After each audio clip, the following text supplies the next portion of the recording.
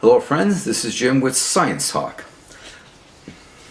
I have recently done a bunch of videos talking about ocean circulation, and if you have not had a chance to watch those videos, I ask that you do.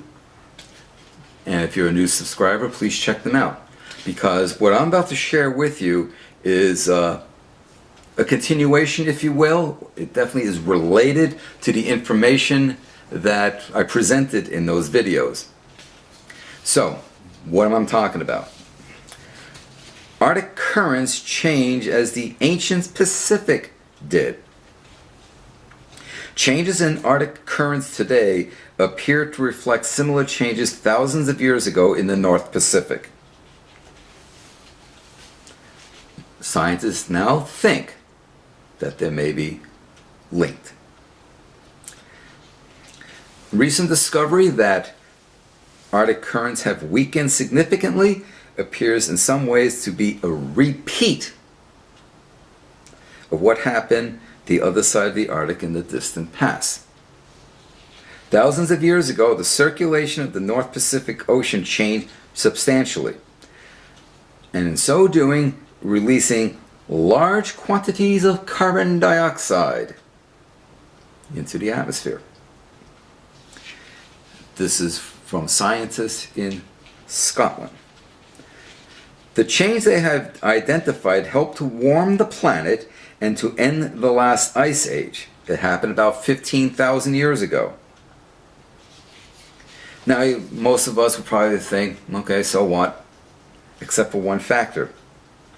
Several weeks ago, an international scientific study published new and more detailed, harder evidence, if you will, that one of the planet's key heat pumps, the currents which exchange warmth between the tropics and the Arctic, are weaker today than at any time in the last millennium.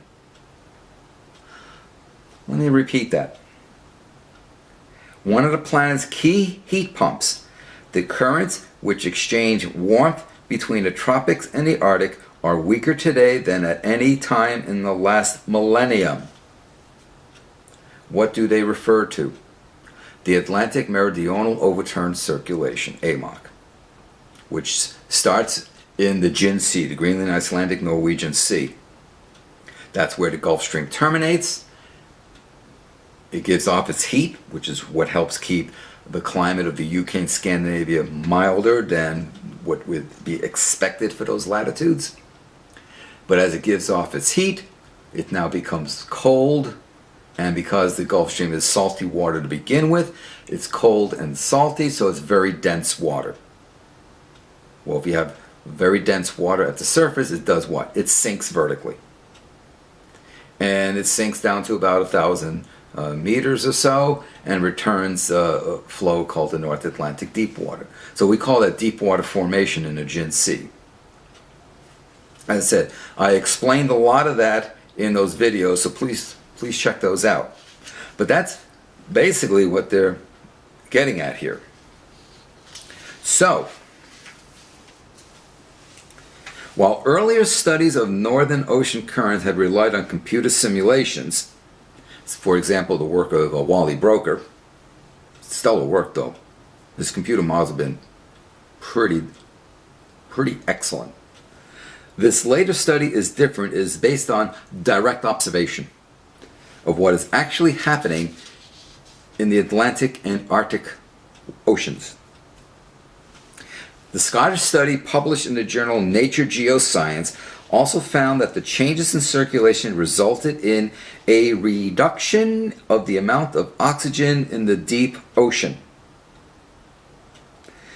The findings will help scientists to understand the processes controlling the exchange of CO2 and oxygen between the ocean and atmosphere. It makes sense. You have basically a turbulent situation going on. There will be mixing. So you're going to have a mixing of atmospheric gases at the air-water interface. The gases, which will include oxygen, will dissolve in water. So as the deep water formation takes place, as this water sinks vertically through there, it will take any dissolved oxygen with it to depth. That helps any organisms along the way. Because fish, they withdraw the oxygen that's dissolved in the water through their gills. As I explained in those previous videos, if we slow down, or in some cases totally shut down what's called a conveyor belt, this is the start of the conveyor belt, this will have adverse implications for other regions of the ocean. So this is important, and this is a heat pump, because what it does is it brings the cold water from the polar region to the tropics, as warm water from the tropics is brought to the polar region. So it kind of gives a gradient of temperature, a little more better distribution of heat, if you will, where if this is a shutdown, you can have extreme, really hot in the tropics, really cold in the polar region. That could happen. So, researchers measured the chemical composition of the shells of tiny fossil plankton called foraminifera, we call them forams for short, which they used to reconstruct the exchange of CO2 between the North Pacific Ocean and atmosphere at the end of the last ice age, when CO2 levels, carbon dioxide levels in the atmosphere, increased. Now, I did a video called Isotopic Fractionation, where I explain how using the ratios of certain the ratio of elements and the isotopes as they appear, like O18 to O16, C13 to C12, N15 to N14, so on. How researchers using those isotopic ratios can reconstruct past climates. If you have not seen that video, please check out that video as well. So with forams along with dinoflagellates are a group of phytoplankton. Phytoplankton are the producers of the ocean. They carry out photosynthesis. They also construct tests. Tests are basically shells. So forams may have calcium carbonate shells, diatoms, and dinoflagellates. They'll have other diatoms, like for example, have silica. Okay? Diatoms also have tests, the dinoflagellates have tests, and we can look at the ratio of the O18, O16 in these organisms, as well as the ratio of the C13 to C12, N15 to N14 as well. And using that information, reconstruct what CO2 levels were like in the atmosphere, and therefore what the temperature was like, where sea levels were at, and so on. It is amazing the information we can get by looking at ice cores, sediment cores, cores taken from trees in the dendrology. Okay? We can gain a lot of information, and that's basically what they're referring to here. So again, please check out my isotopic fractionation video. So, as a result of looking at the forams, they found that the North Pacific had released large amounts of CO2 to the atmosphere around 15,000 years ago, when ocean currents in the Atlantic were also changing rapidly. Their findings showed that the release of CO2 by the North Pacific was caused by a change in its circulation, and could explain a drop in oxygen levels in the Pacific, which occurred at the same time. And this drop in oxygen levels was discovered 20 years ago.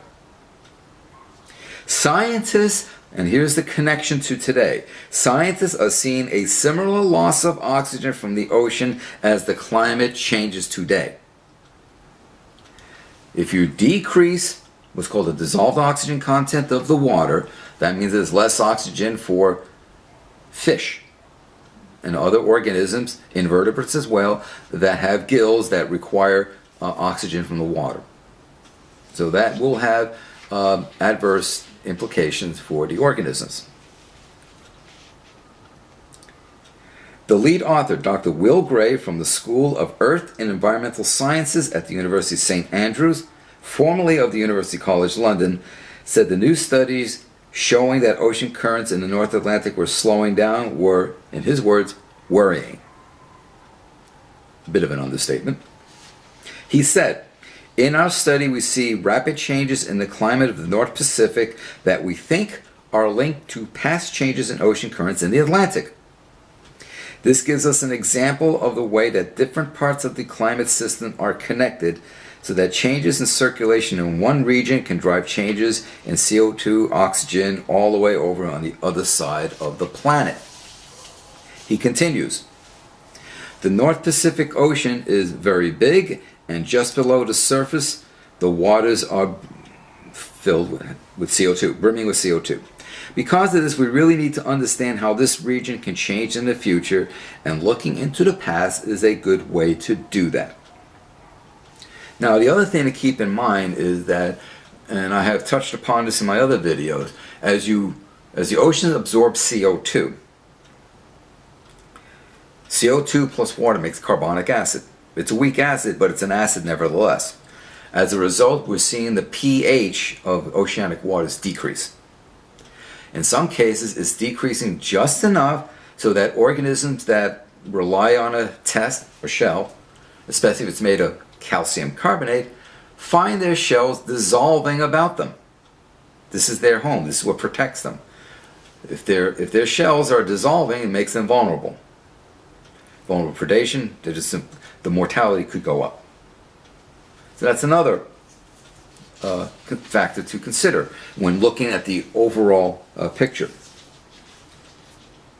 U.S. scientists found several years ago that in a single decade, the North Atlantic had increased by 50%, 50%, the rate at which it was absorbing CO2 from human activities. So when you hear people talk about, well, there was no warming, well, what happened was a lot of CO2 went into the ocean.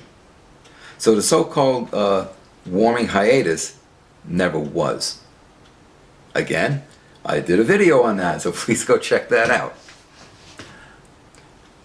So basically, because there's the ocean atmospheric tied together system. They are tied together, and they communicate with each other. The ocean was absorbing CO2.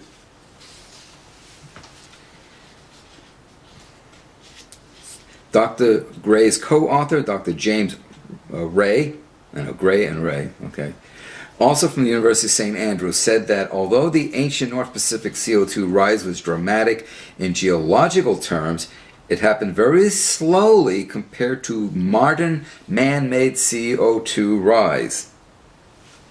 I have stressed time and time again that what really needs to be taken into account is the rate of change. The CO2 rise was dramatic in geological terms. It happened slowly compared to what's happening thanks to human activity. So that means that humans are really pumping a pile of CO2 into the atmosphere. In fact, some studies I've seen indicate that the ppm, parts per million of CO2 in the atmosphere, is increasing, depending on what study you look at, anywhere from 1 to 3, maybe 4 parts per million per year. That's an amazingly high rate of increase. So again, yes, the Earth has cooled and warmed in the past, but you look at the rate of change, and when you see the rate of temperature increase, there is nothing in the past that we're seeing in current times. Nothing, not even close. Much, much faster over the last 100, 150, 200 years. Much, much faster. Humans have driven, I'll finish with this continued quote from Dr. James Ray.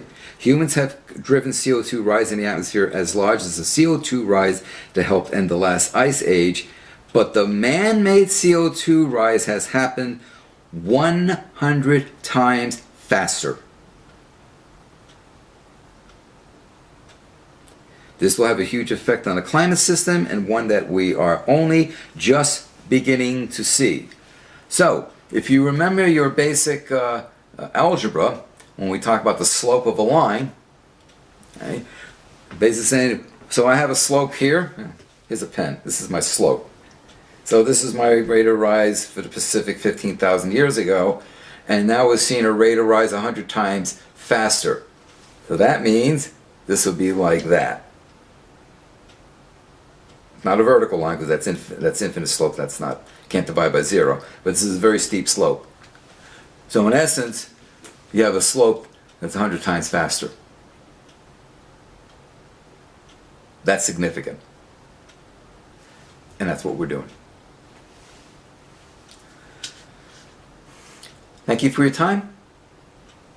We'll talk again.